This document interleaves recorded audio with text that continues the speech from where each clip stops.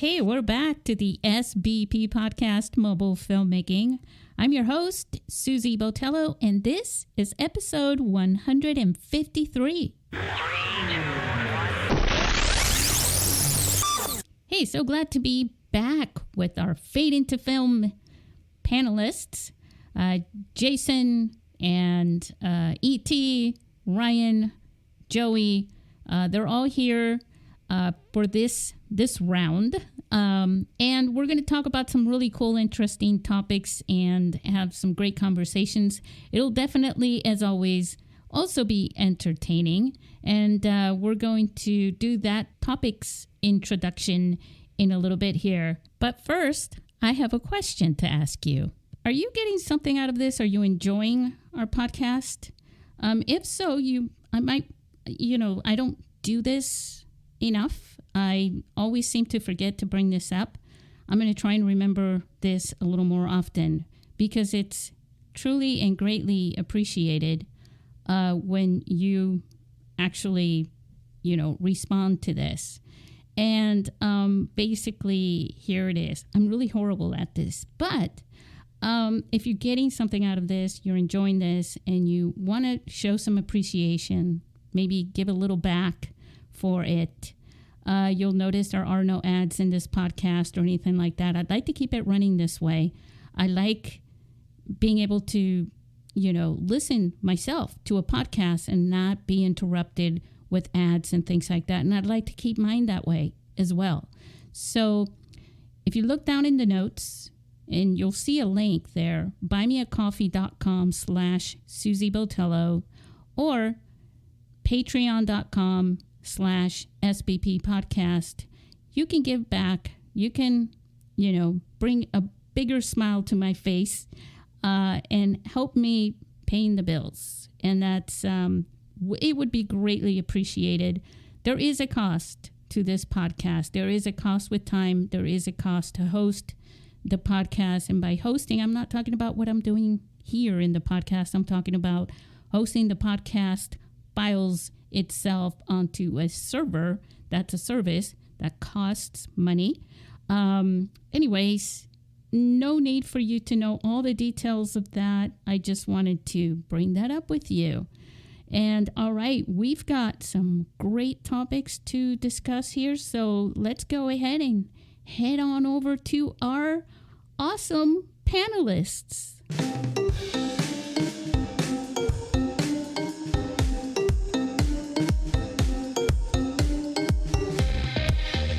We are Fade into Film.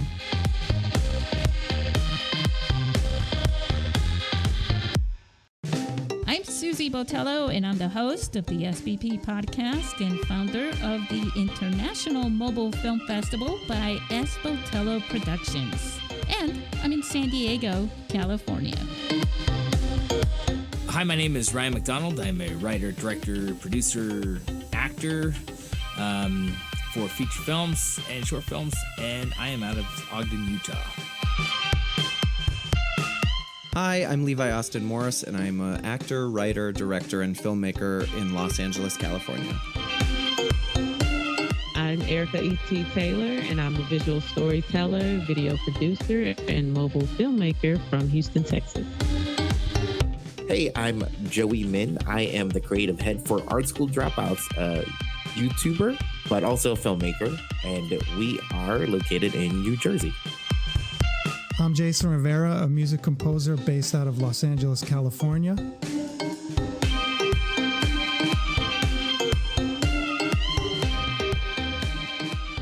Hey, everybody, we're here. We're back. Fade into Film. We've got Jason in the house. Woohoo, Jason. Hey. We got Erica is here. E.T. Hey, I'm back again. We got Joey.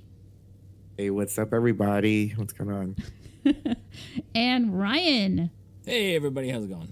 Hey, we've got some topics that we wanted to discuss. Hopefully you've listened to our previous episode, but if you haven't, that's all right, because we've got some new things to talk about, and we're also going to touch back on some subjects that are still being talked about out there in the universe where we live outside of this podcast, right, guys? Yeah. Yes. Yep. Definitely. All right. So I wanted to, instead of going down the line like we did the last time, I figured that, does anyone have some news that they want to share with our listeners? Like during, I believe in November, I have to get the dates correct on this, but HBO US, like they in oh my gosh, I forgot what movie theater it is. It's in Times Square, but apparently during the film festival for HBO's Urban Action Film Festival, they have asked the dropouts to, like, we have like this 2-hour block of playing some of our like short films there, and so they wanted us to come back for like this year to do that. So that's one thing. If you guys are in New York around November 11, I believe, like, you guys, the film festival, if you guys want to just pop into the I forgot what really movie theater. cool. I'm so bad at this. I know, like, Congrats. Steph would like kill me, but yeah. No, this is cool. I got some friends actually that are in New York. Oh, sweet. That are mobile filmmakers and actors and stuff that we'll have to invite them over to catch it for us. That's really cool. That's quite an honor, huh? Yeah, no, it's very awesome. Like, apparently just heard about it from Steph like last week, and I don't remember the details, and I'm sure she'll be mad at me for not remembering the details here, so. Well, awesome, if Joey. you guys, Oh, thank you. you guys have a newsletter, right? We do. I'm, because like Steph is the business person. I'm literally the creative, like, right. So, and that's why we work well together. I'm not sure about all of those things, and that's really sad for me to say. But I know, no, it's pathetic, Joey. No, I'm just kidding. No, it's.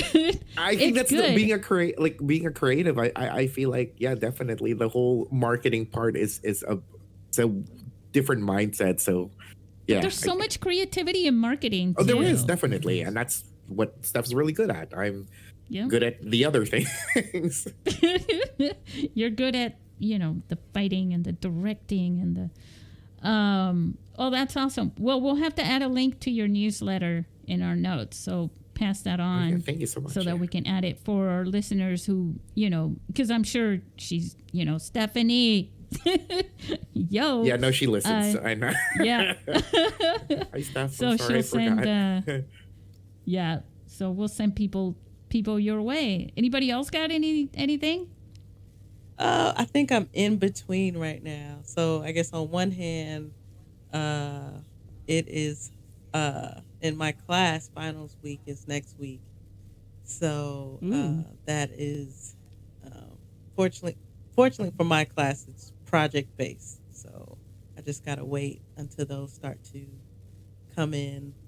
And I pitched to a potential client today. And so I just have to, now I'm on the waiting end. And so I hope to know something, I hope to get some positive news. Next 7 days, within 7 days. So by the next recording, I should have some updates on that. Oh, cool. Yeah. And so we'll be rooting for you. Yes. So let's get this show on the road here. Let's talk about something. Now, before we go too deep into what we can't stop talking about, which is AI, I wanted to chat with everybody about something. Here's a couple of topics I thought we should discuss. One of them is why actors should make mobile films. Maybe even now might be an even better time than ever, considering all that's going on in the industry. I also want to talk about what is indie film and what is it not. We were starting to debate that before we got rolling on the show. And Hollywood using AI, like de-aging celebrity actors? Does that open doors to indie film and smartphone film people? And, we'll probably touch on that a little bit here as well. So those are some of our main topics, and we never know where things may lead. So let's start with indie film. What does indie film mean to you guys? Anyone want to talk about that? Well, I guess it's indie film is anything that isn't isn't outside a major studio type of feel, right? But I guess that's also kind of an iffy thing too, to say what exactly is like non-Hollywood studio. I mean, I know I'm saying it in a very Western way, because obviously there's other like major filmmaking scenarios in other countries, but yeah. Right. And so I think that what's happened too is that the industry has grown so much. I mean, we're talking about making movies with a phone now, right? So it's grown so much in so many different ways that what indie film has been at the time when it first started, I mean, really, there were like almost just one major studio that owned everything and everyone that participated in the industry. And then more came along, and but this industry has grown, and so the lines have sort of crossed over. It's kind of like that thing with the circles, and then they kind of unite, and there's a circle in the middle of sort of, well, maybe you're indie and maybe people don't consider you indie. I think I was talking about the $30 million independent film or something like that, where it gets, kind of iffy. It's like, oh, I didn't know that was an independent film because, Tom Cruise and, God knows who was in it, So, and then I always like to bring back Brokeback Mountain, which was an indie film, but then it was picked up by, who was it that picked it up? I forgot the name of the distribution company that brought it into all the mainstream theaters. Was it Focus? I think so. I forgot the name of that. I remember Magnolia Pictures picking up, Tangerine from Sean Baker. Like, if I don't remember that, I'm in trouble, right?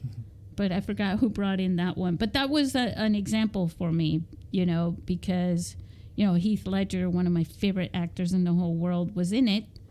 And I think it probably added to the attraction of that film as well. But people watched it in little theaters, in different towns. The lines were lined up around the block, and some of the bigger studios said, the theaters said, well, we want that clientele. And it just kind of picked up from there. So wait, Brokeback Mountain was actually indie? Yeah, at first when they started out. Yeah. Because isn't that during the time when I guess when the Hong Kong handover was happening, so a lot of the Hong Kong filmmakers kind of moved over to America? Because wasn't that like Ang Lee did that, right? Yes, he did. Yeah, it was his follow-up to the Hulk movie that he did. Right. I didn't know that was indie. I thought it was. Oh, okay, that's interesting. Yeah. Because I thought that the Hong Kong filmmakers were that was the hot thing to do, to get one of those filmmakers that are that moved away from Hong Kong to be a filmmaker or continue their filmmaking thing here in America or something. I didn't think that was an indie film. That's pretty interesting. I didn't know that. Yeah. So okay. So how would you Ryan, how do you define an indie film? Because you're all over this too. Yeah, that is a hard question, because there's a time where indie film could assume that it's anything outside of the big six studios. But then, at our level, I made a movie for $6,000, and that's quite a bit different than a movie where, say, you have executive producer Brad Pitt and he's able to invest, as we were just saying a second ago, maybe $20 million, even though that movie's still outside of the studio system, but it's like $20 million though, right? They have quite a bit. Awesome. Quite a bit of. Well, you made a feature film for $6,000. Yeah, that's awesome. Yeah, dude. yeah. My feature That's film, Married awesome. and Loving It. Yeah, it was around 6,000. I think, in the end of the day, I probably spent about 1,500 on festival submissions overall. But then all the actors were day rated. Then luckily with the crew, it's like my friends, and they're really like my closest friends, and so we work on each other's films for free. So I was able to. That's how I was and able. You shot it on an iPhone. And we shot it on an iPhone 6. Yeah. That's awesome. Nice. Is it online somewhere? Yes, on Amazon Prime. Oh, sweet. That's awesome. See? Yeah. Hell yeah, dude. Self-distribute, baby. Yeah. It is something. I mean, I was telling you guys the feature film that I worked on that didn't really go anywhere. That film had $1 million budget, and that was a totally independent film. Just imagine that, though. Right. You said 10 million? No, $1 million. I mean, well, I've seen. It's still a low budget film. It's still considered a low budget film. That's why it's such a big range when you hear $1 million to make a movie.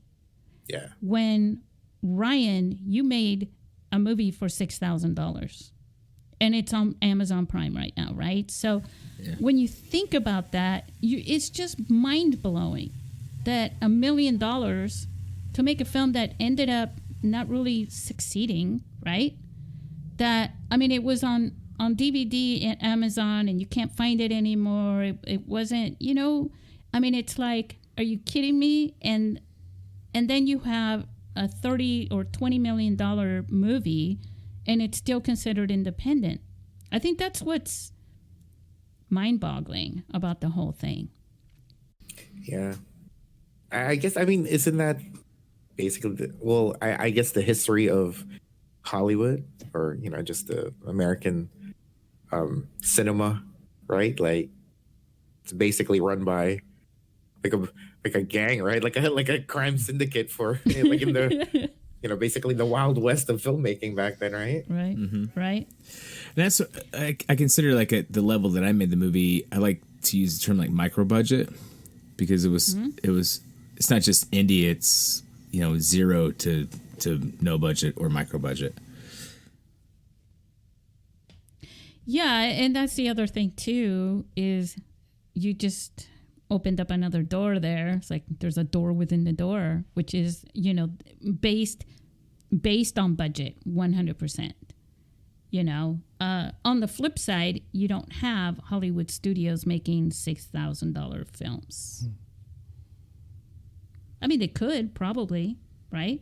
Well, they make enough cool, money. I think, if like Hollywood studios would actually give chances to smaller filmmakers and give them sub $10,000 budgets, right? I worked on a short film that was Lionsgate.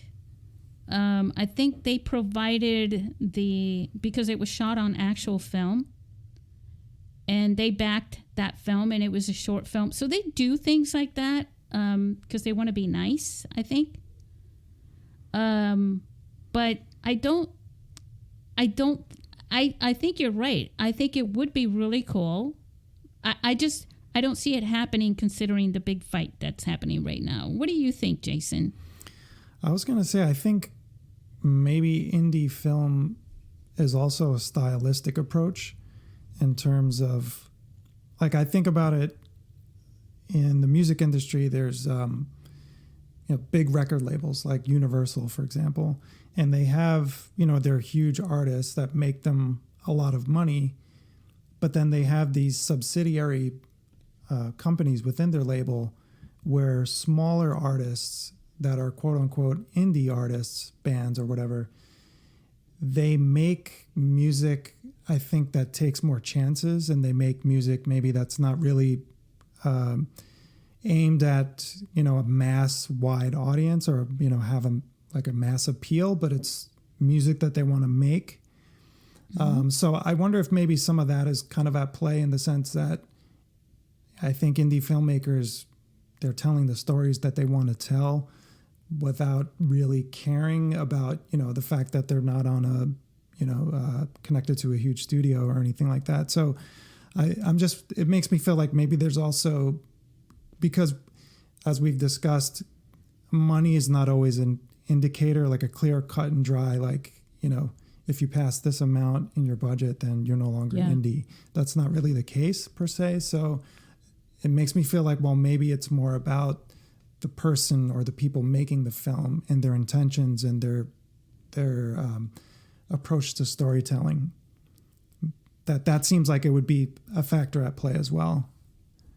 And then my question that comes up with that is, so are indie filmmakers considered filmmakers who shouldn't be looking to profit on their films?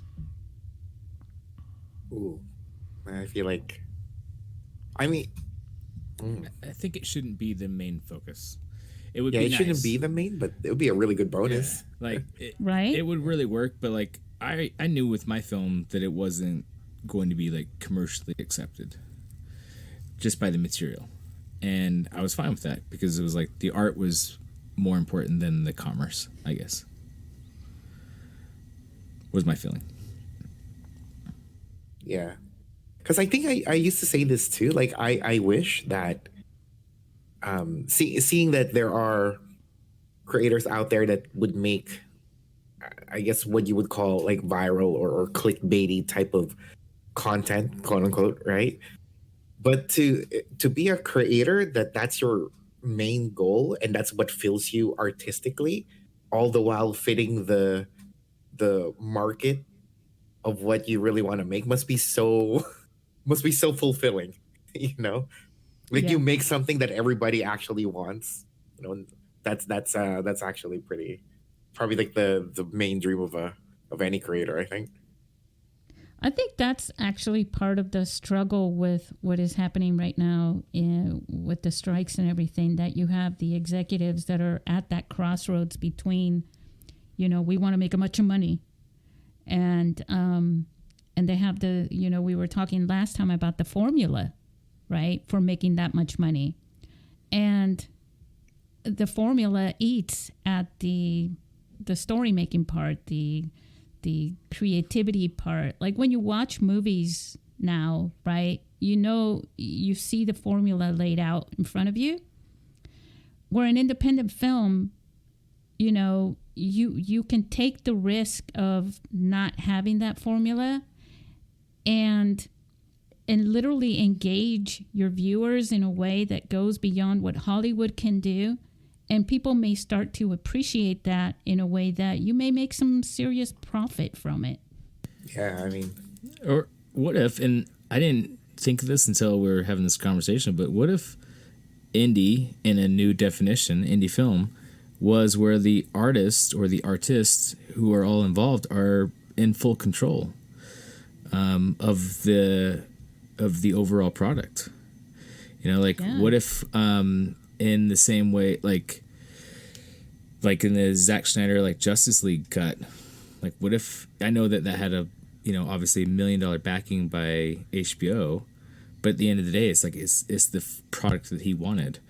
Or like James Cameron's, you know, even Titanic, which had, you know, an absurd amount of money put towards it, but at the end of the day, it's like it's his final product. Or what we see now with Oppenheimer, you know, we know that Christopher Nolan, that's his final product.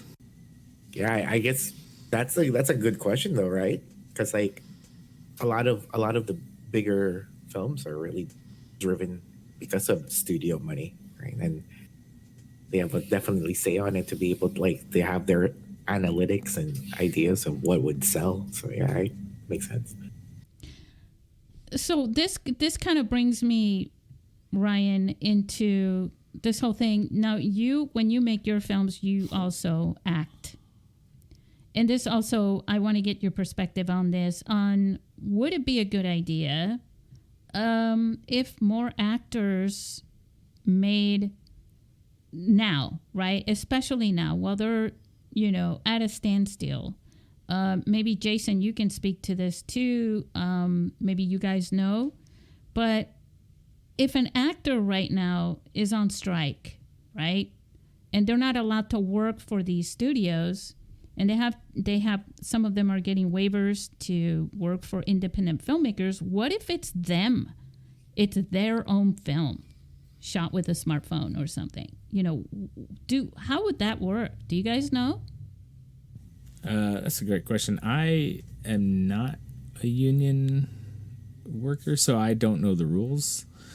And thus I don't know how to break those rules or to bend them either. So that's hard for me to say what that line looks like. I think also this might not be the answer that you're looking for, Susy, but with some writers that I know, I think they're fatigued from all the picketing. They've been picketing since May, and like discussions that I've had with a couple of them, they kind of ebb and flow in terms of their just creative energy levels, because some of them are literally out picketing every day or almost every day and have been since May. So it's really hard to say. Yeah, because I think it's eating at their budget as well. The reason why I was bringing up more on the actors is because I know actors need to get their faces out there, or people will forget about them. Basically, that's kind of like their thing. It's like I'll work on little films in between the big films because I don't want to be forgotten. It's an industry that forgets about them very quickly. They go in and out of fame, Yeah. Okay, so forget that because no one knows,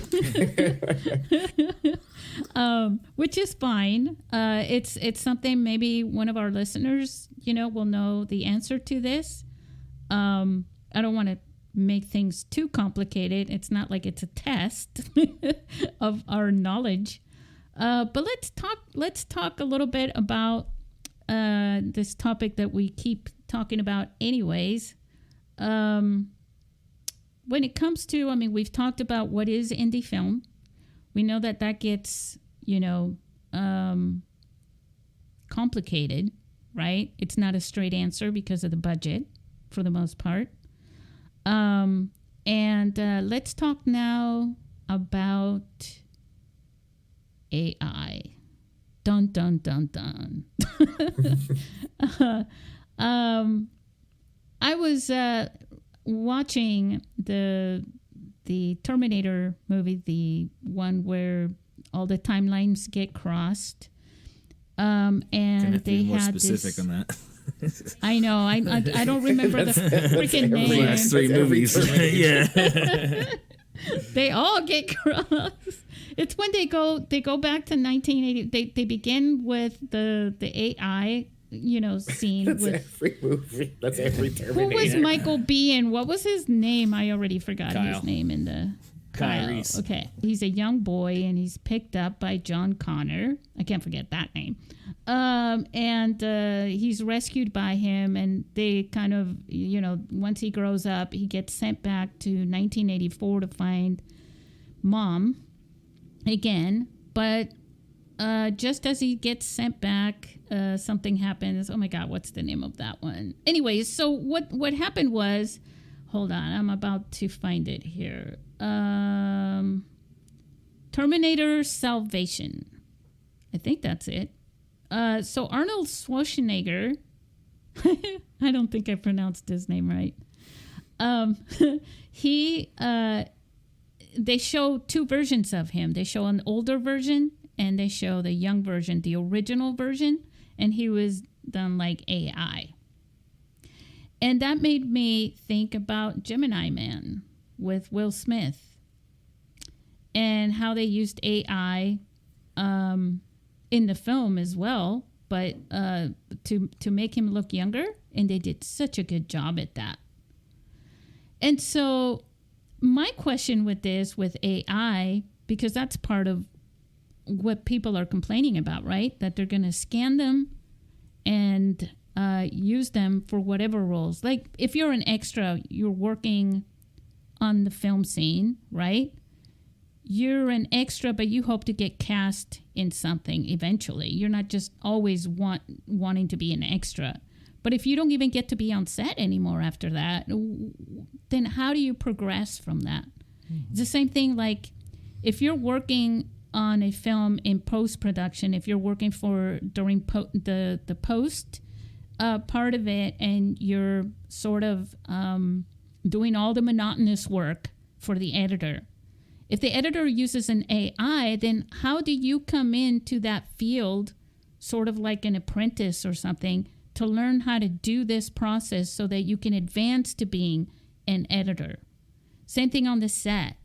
And I'm just looking for how, because we were talking about this, we were kind of arguing about this a little bit about, yeah, AI will do away with a lot of the processes that are monotonous and could free up the editor per se, but we forget that below the editor, there's a whole team of people that are doing these processes, and the experience, which maybe I'll put that on a t-shirt, guys, the experience that makes the expert through experience will be erased.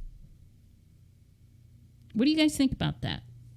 Well, I guess the question is like, in terms of automation, what is if an editor, if your job is easily automated by an editor, like who's actually doing that job? I'm guessing, because I would assume that's what part of the job. So the editors have assistant editors.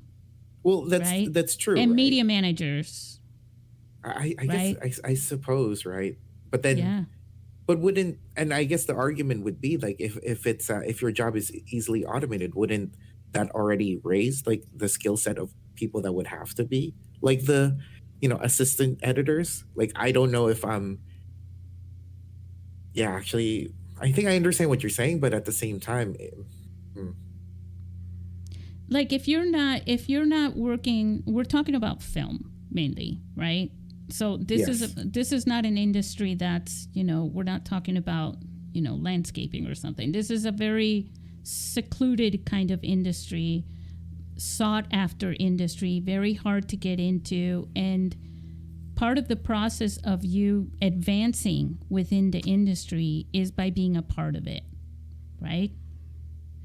And in order to know the process, right, you need the experience within the industry to even be considered for a position and to be trusted to be an editor per se. So if you're working with an editor by assisting the editor, right, this is just one position to give an example for, then how are you, the editor's like, yeah, I need these. And then you're working closely with the editor, and and human to human interaction is going to, that editor is going to be teaching you things and explaining things of why I need this and why this fits here and why I need you to do it that way and things like that you're learning from. If that assistant turns into artificial, intelligence, and it's done, through automation, that conversation isn't happening, and there's no human there that wants to get into that industry that's going to be there assisting, because the AI is going to take that place. When that editor leaves, right, then you don't have, what I'm trying to say is that you don't have the generations of people working within the industry, not to do the exact same job, but to even make it progressive, to advance in it from human to human, as opposed to from machine to machine, basically. I see. And when I say machine, I'm not talking about a robot. I'm talking about the process. Right. But Yeah. I guess it does, it probably, certain jobs, I think, or certain sectors. Yeah. Like automation, I mean, the reason why I know I'm a filmmaker now is because of certain automations that have happened through technology for me to be able to, learn how to film digital film, because that became much more accessible to like a lot more people. And obviously, there's a lot of filmmakers out there that isn't trained in a film school. Some of them picked up a camera and just learned it themselves, simply because there have been, automation making things accessible for people, right? And I understand like the editor. I guess one example I have is like if an editor was editing podcast right now, right, and you see that there are, like AI automated, algorithm based editing or cutting, like a very base idea of a podcast because of the sound or something like that. Like, I mean, that's like a very meticulous job that someone like, an editor used to do like last year, but now they could finish like a video podcast, within like a few hours instead of taking like a week. Like, but that should be accessible to everybody, right? So wouldn't a new generation of, say, editors learn their own style so they don't have to? I think it would change the entire human deduction from making decisions that are artistic on that. For example, there are just to use the podcast thing, there are ways that will automate, editing the tracks and stuff, but they churn it in such a way that when you listen to them, right? Like they take out, like there's an automation that'll take out all the ums. I say a lot. They'll take out all the ums, and then it makes it sound sort of not realistic in a way. Mm-hmm.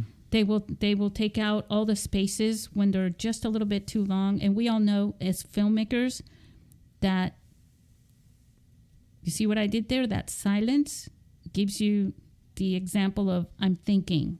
There's pauses and silences for a reason. And those things automation doesn't do very well. But shouldn't that just, the automation give a base, like a base for the real editor to actually tweak it, right? It's just, giving these editors more time to be creatively. So they're fixing what the automation did. So they might as well just do it. That's just an example, but I think podcasts are probably the worst example because nobody pays you to edit a podcast unless you're really good. Nobody pays me to edit this. No, but I think, in the film industry itself, it's very hard to get into, and it probably will always remain that way. But I think it would just make it worse. That's just my opinion on it. What do you think, Ryan? What do you think, Jason? E.T.? Well, before we got into the editing part, one of the other questions was as far as like an actor, and my opinion is that like if you're an actor who's struggling to get into the industry, and keeping in mind that I'm not in the industry at all, but my feeling is then like you just write, and you need to start writing, directing, and casting yourself into a movie. Would be the answer. I'm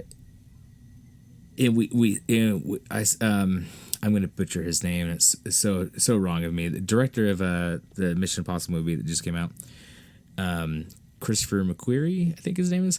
I read an interview where he had said that he'd won the Oscar for Usual Suspects for screenwriting, but then he couldn't get a screenwriting job at all.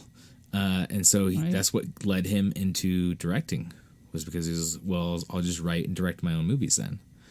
And we saw this with Ellen when she had her show through the 90s that got dropped. And so she went back to stand-up, and she said, well, I wrote my own stand-up comedy then. She wrote a whole stand-up hour. So at some point you can't wait for the system to pick you. You're going to have to inject yourself into that system, is my opinion. But I'm also on the very, very outskirts of it all, so it's easy for me to say in that sense. But yeah, and none of these guys, like the films that they've worked on now and the projects that they work on now, those weren't their first ones. They worked through several to learn to get to where they are now. Right. So, but wouldn't that also mean that if, you just have to work, even if you have to work for yourself? Like, I mean, that's how you learn, right? Well, the work is the learning part. See, yes, exactly. Yeah.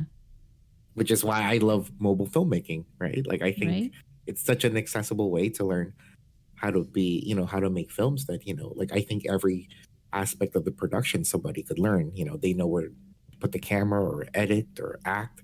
They know they finally get to learn what looks good in front of the camera, where to put everything together, how to make a scene, Yeah. But there's things within the industry, like you go to an independent film and, I was told on a set, like, shush, don't help the person in the lighting department. Don't help the person in this department because they're working. And I don't mean shush like for reals, but like, if you were working on a film in Hollywood, everybody's union, you're not allowed to step in and help them.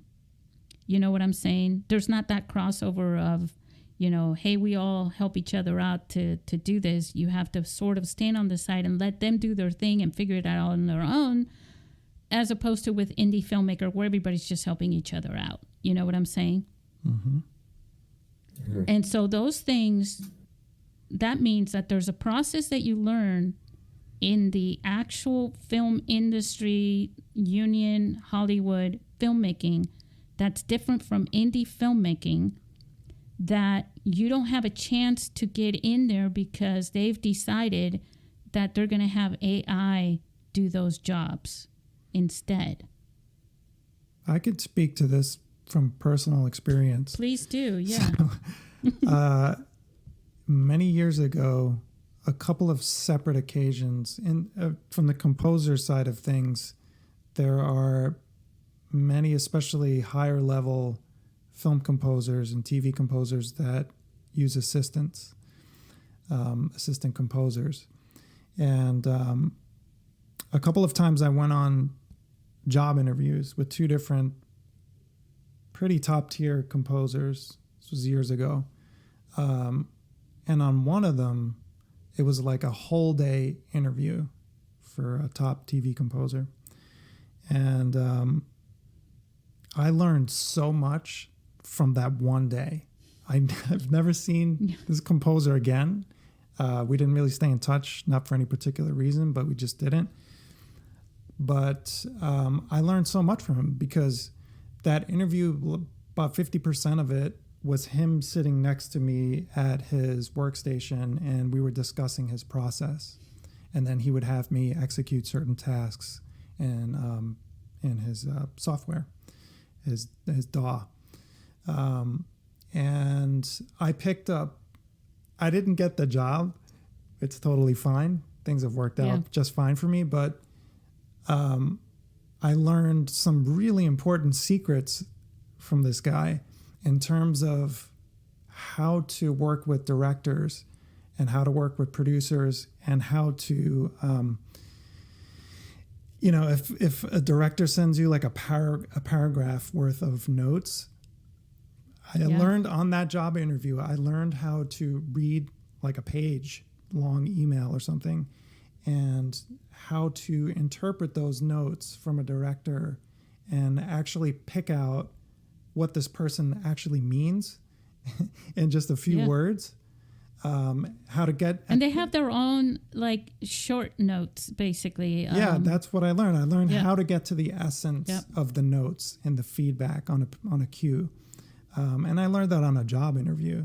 So, I mean, if shorthand. I don't think that's what I meant. Yeah, shorthand. I don't think that the composer assistant job would ever go away entirely. And I think the flip side of that is that because there are some composers that actually have their assistants write the music cues, and then the main A-list composer slaps their name on it.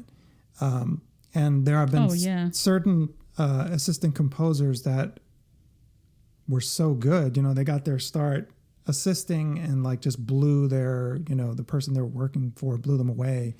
And that's how they got their start, So I think there's probably some big composers that, not that they don't know what they're doing. They definitely know what they're doing, but they rely heavily on their assistant composers to tackle these big films. So I don't know if, the assistant positions, at least in the composing side, would ever disappear completely, but there might be certain tasks, or like just the example that I gave of that one day that I spent and what I learned, if there was software that was making some of those decisions, then, you don't get that baton passing. You don't have that dialogue. Yeah. You don't have that connection and that conversation. And that is gold in the industry. Yeah. I mean, that's why you have, so many people volunteer on film productions and film sets. That's why we have interns and things like that for, just about any industry. That's gold, what you learn there in that way. And if we're going to just use AI, over time, those positions are going to be taken over by AI. There won't be a human editor anymore. And I think we'll just leave everything up to AI. And then there's what I brought up the last time was that human ingenuity, because AI is always working off of stuff it's learned and that exists, right? And it won't be able to just make a decision creatively, to innovate even a process in the way that humans do, and what we can connect in our brains, to make those creative decisions that invent things even, is just not something that AI will do. Really, what would the purpose be and again, I'm just talking about the artistic industry, really, and the artistic process, and the result of the content that's created doesn't connect with humans much in the same way that these films through templates are kind of not having the right effect, on us. We can see right through them, and I think it's because, well, partially at least for that reason.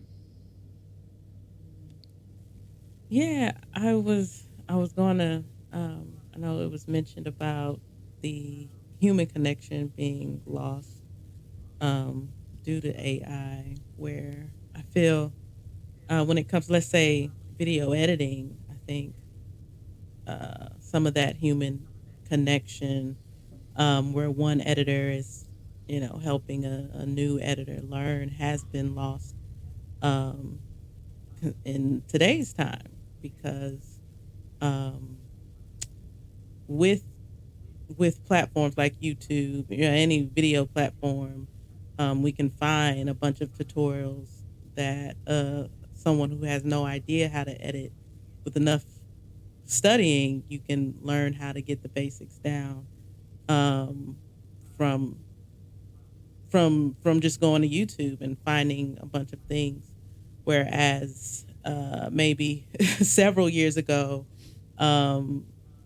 it wasn't possible. So we needed that interaction, that human interaction, to know how to edit. So I guess the other thing could come in as far as the artistic style, where now, there are platforms or videos out that's breaking down particular artistic styles to where you may not need to be in person with someone to learn how to capture or learn how to edit something in particular. So now I guess where AI comes in is kind of cutting that time, because that person still has to learn. So I guess where AI comes in is now being like, okay, we don't need to take days or months for this person to learn.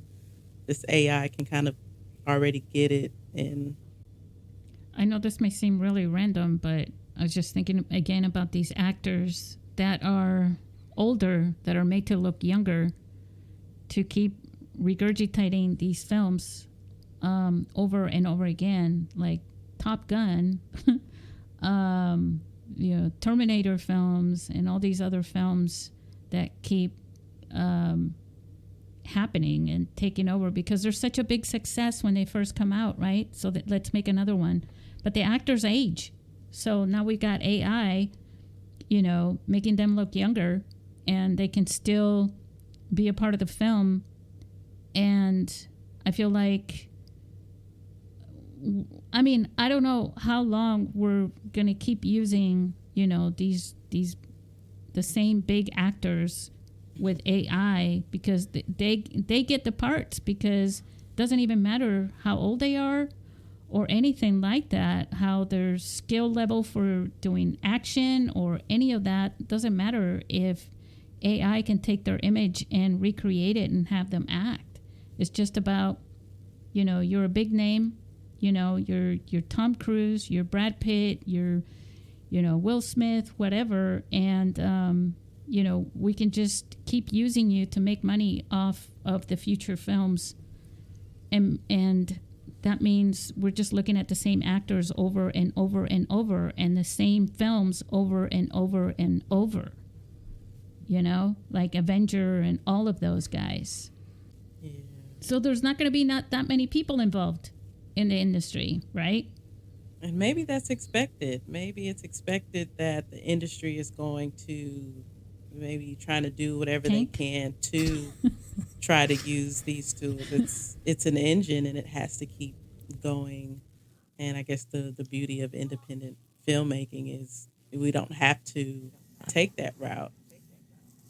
Up to this point, has there been a movie where, to my knowledge, most of the de-aging that we've seen has been purposeful in a sense of the storyline is going into the past, like let's say The Irishman, or even the newest Indiana Jones movie, where it's there's parts of it that are from the 1940s in that storyline compared to the 1970s, whichever. So are we at a point yet where there's the entire movie is now a de-aged Harrison Ford,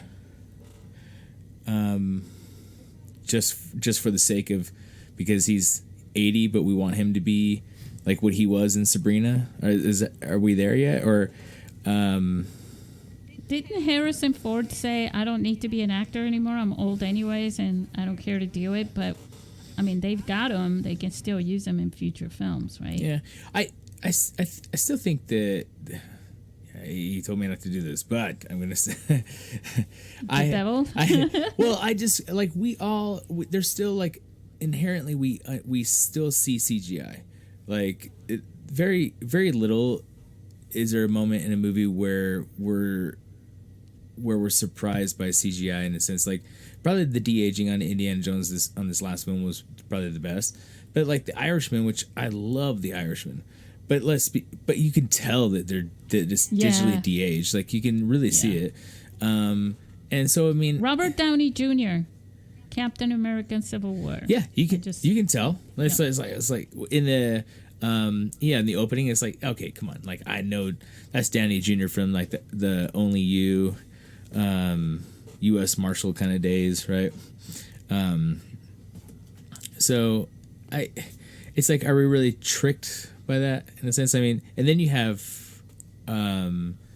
so is it any different than in Forrest Gump? It's not a trick. It's kind of the whole thing of filmmaking is a trick. Because there's even a term within filmmaking of cheating things to make it look this way. Because in Vanilla Sky, I think Tom Cruise is 38 when he made the movie, but the character he plays, he says in the movie he's like, oh, I'm 26, and then in Wolf of Wall Street, DiCaprio is in reality almost 40, but he's playing a 26-year-old character. And then in Forrest Gump, in the earlier parts of Forrest Gump, they actually paint over Tom Hanks's receded hairline so he can play young Forrest in the high school college days. Yeah. compared to later in the movie. I mean, so there's always some kind of trick, though, right? Yeah, that's different. I mean, that's like even on a stage play where people are, made up to look younger and older and things like that. But we're talking about an industry that wants to replace actors with the profiting celebrities by reusing the same celebrities over and over. You know what I'm saying? To sell their future movies. And I think that's the ability to do it, like I was just giving you some examples, is showing you how it's going to get to the point to where, I mean, the deep fake videos of politicians and celebrities saying things and putting words in their mouth, they're getting harder and harder for people to realize it's that thing. What do you think, Joey? I mean, I think with what you were saying about de-aging things, even like the story itself, like the one thing that stuck in my head is like the idea of like, these newer actors, but they're always placed like Stranger Things, right? You have like the kid of Uma Thurman and Ethan Hawke. Like that's one of the main right. characters there, right? And then it's based in the 80s, right? So I always thought about this. I think, as been doing filmmaking for a bit, I guess that's one of the ways to make your picture look like it fits your budget is by just de-aging the timeline or the era on which you're filming. So there's Let's just make it black and white. Like, I mean, that's one thing. Yeah. I mean, I would love to see more noir films, neo-noir films now, right? Or at least the idea of the single harsh light for newer filmmakers to learn lighting, but that's not a thing anymore, right? But I think the idea of like people buying like, oh, like we're gonna film this whole project on an Ari, but it's going to be based on the 80s, and we're gonna give it a film grain or something like that, because it's like a found footage type of thing, right? It's I think it's a way to just really give them a buffer when it comes to I guess like the believability of what the audience is seeing. I mean, that's one of those smoke and mirrors type of ideas, but I don't know. I guess maybe making a modern film now with stories that are I guess made for today is harder in nature. I think it's easier to see in retrospect like how society was if you make a film or a TV show back in the 80s than it is to like make something now, right? I mean, like you can literally go back and watch the real films that were made back then. Yeah, but at the same time, like, like certain jokes or certain topics wouldn't work when you film something right? now. Yeah. If you were to film something, back in the 90s when, there's some crazy films back then. Yeah, I know. Yeah, so, yeah. Yeah. But, I mean, I think we've done, we've gone pretty extensive in this part and again, just going back to the indie filmmaking and like what Ryan was saying about, actors and, making their own films and directing their films and casting themselves, but I think this might be a good time for indie filmmaking, with the people that are, I mean, look, if your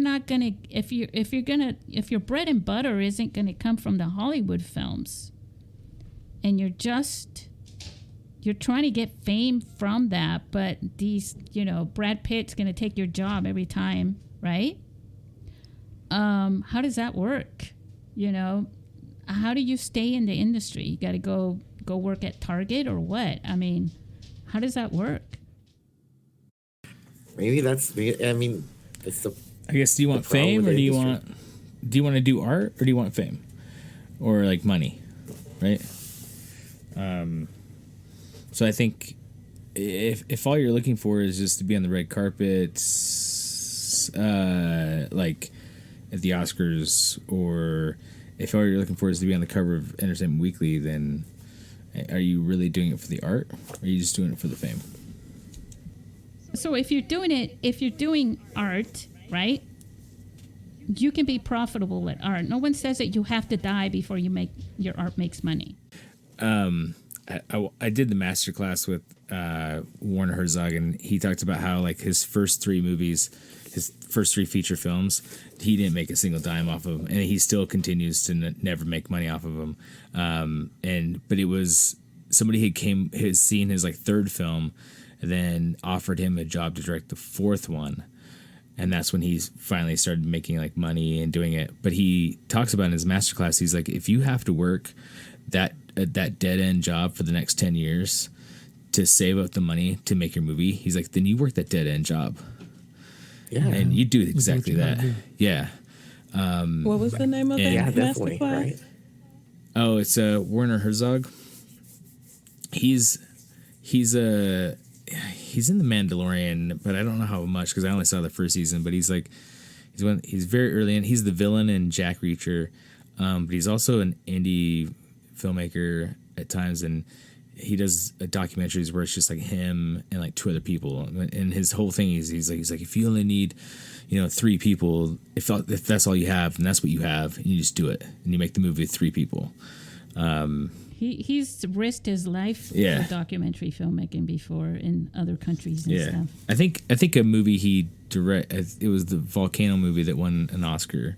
I think it was his that came up a couple years ago. You're gonna have to be more specific with the Volcano movie. It's probably called something like Into the Fire. I don't know. Yeah, I'm just giving you a hard time because Dante's Peak or whatever. Yeah. Yeah, it's a crazy world that we're living in because there's so many things. I mean, evolution is like just got a firm grip on every aspect of our society lately. It's just weird and crazy, but there's some good things and some good opportunities happening from change that just has to happen. But there's also the scary part of it, which is, we can't leave the humans out. We connect through art, and we learn from each other through our connections as well. Like what E.T. was saying is like, yes, but in all those video tutorials and things like that, you miss those one-on-one secret conversations like Jason was having with his, he was basically mentoring you. Mm-hmm. Yeah, and I've been thinking since our last and before our last podcast a couple weeks ago, our recording, it's what's happening now with AI is reminding me a little bit of and knowing about the history of computers and film composing, and how it was a paradigm shift when sample libraries just started getting better and better, more realistic, and more composers were using them.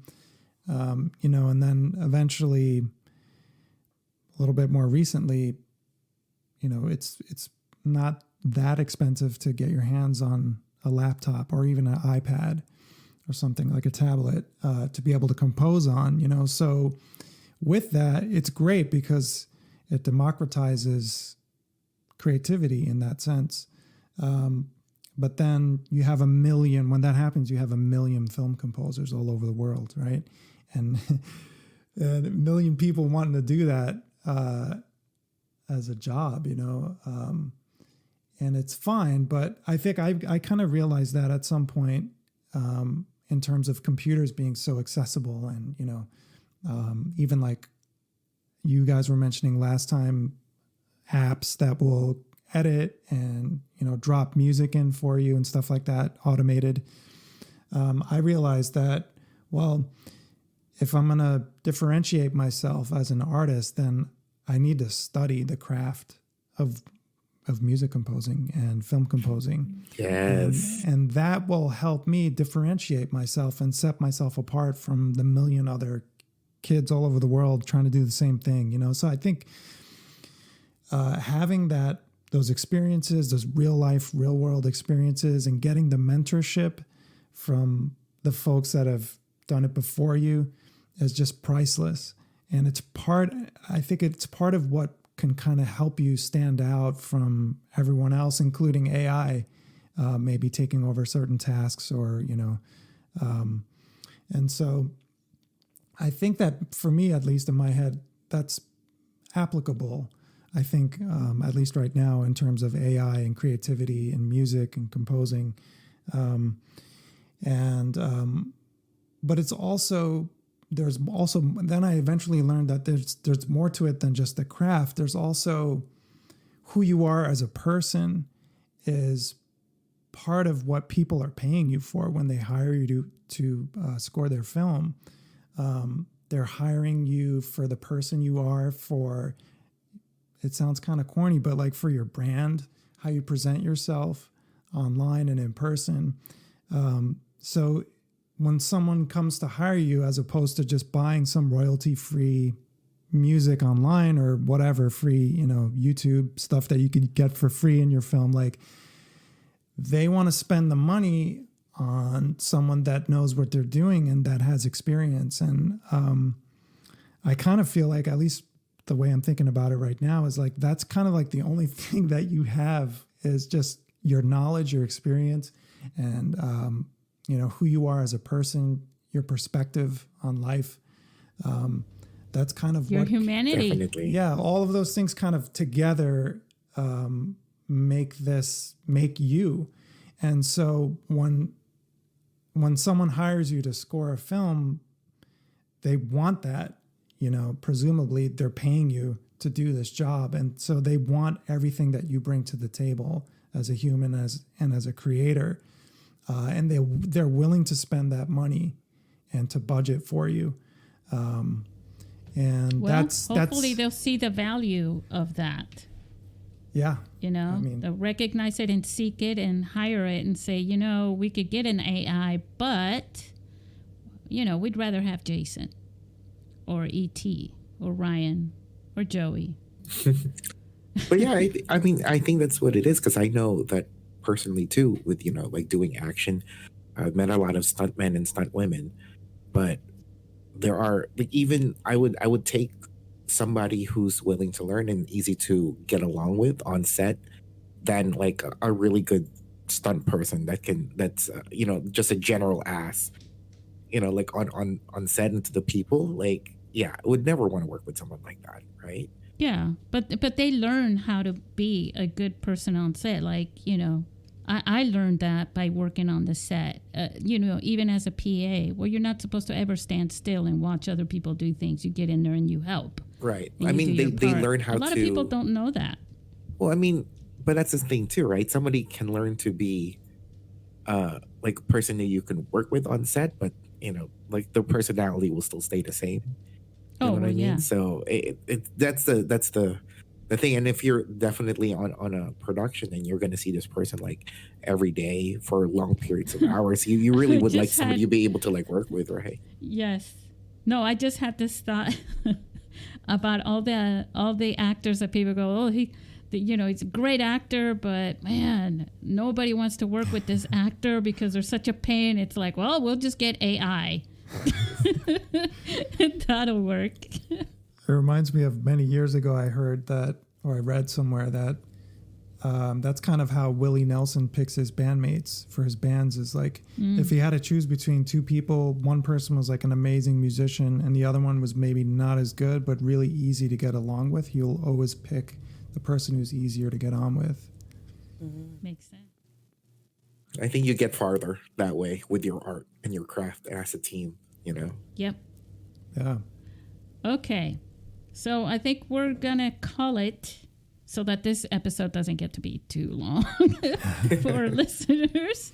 And we always, if we leave them hanging, right, wanting, what is that saying? If you're left wanting, you'll come back for more? Something like that.